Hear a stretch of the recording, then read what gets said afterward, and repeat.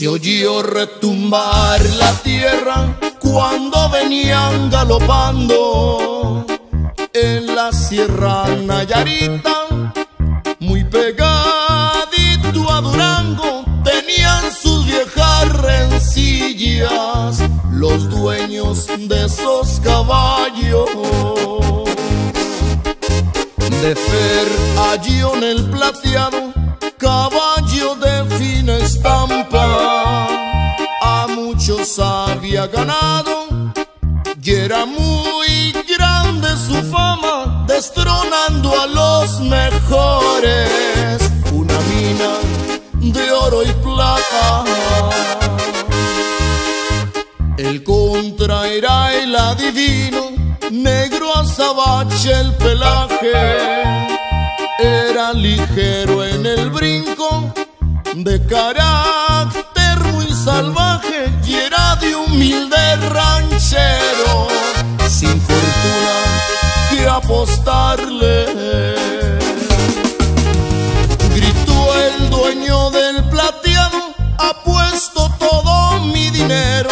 Le respondió aquel ranchero: yo pongo mi vida en juego, a nadie voy a deberle, si he de pagar con mi cuero.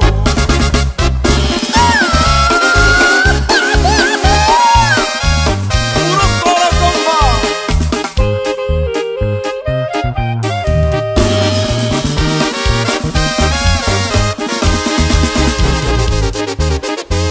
Las apuestas son muy caras, gritaba el viejo valente.